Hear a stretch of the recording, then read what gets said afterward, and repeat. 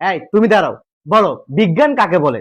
Sir, বিজ্ঞান শব্দটাকে ভাঙলে পাওয়া যায় বিগ জ্ঞান, তার মানে হচ্ছে বড় জ্ঞান। সো বড় জ্ঞানকেই বিজ্ঞান বলে।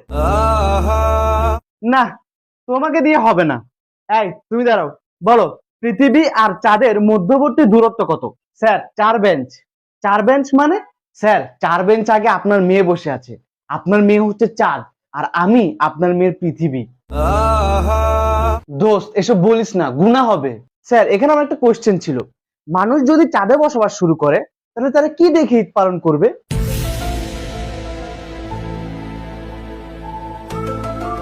দোস্ত, ঈদ একটা পবিত্র জিনিস, এসব বলিস না, গুনাহ হবে। স্যার, এখানে আমারও একটা কোশ্চেন আছে, পৃথিবীতে থাকা মানুষরা চাঁদকে দেখিয়ে বলে ওই যে দেখো চাঁদ মামা, তার মানে পৃথিবী হচ্ছে চাঁদের বোন আর চাঁদ হচ্ছে পৃথিবীর ভাই। এ কারণেই তো তাকে মামা ডাকা হয়। তাহলে চাঁদে যদি মানুষ থাকে, তাহলে মানুষরা পৃথিবীকে দেখিয়ে কি বলবে? ওই যে দেখো পৃথিবী আন্টি। দোস্ত, এসব বলিস না, গুনাহ হবে। তো একটু আগে তুই বলছিলি স্যারের মেয়ে চাঁদ আর তুই পৃথিবী, তাহলে কি তোরা ভাই বোন?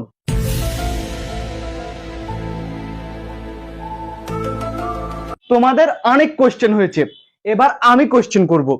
বলো, ডাইনোসর বিলুপ্ত হওয়ার প্রধান কারণ কি? স্যার, এসব বলিয়েন না, গুনাহ হবে। এই, ওরে ধর, ওরে আল্লাহর কাছে পাঠাই।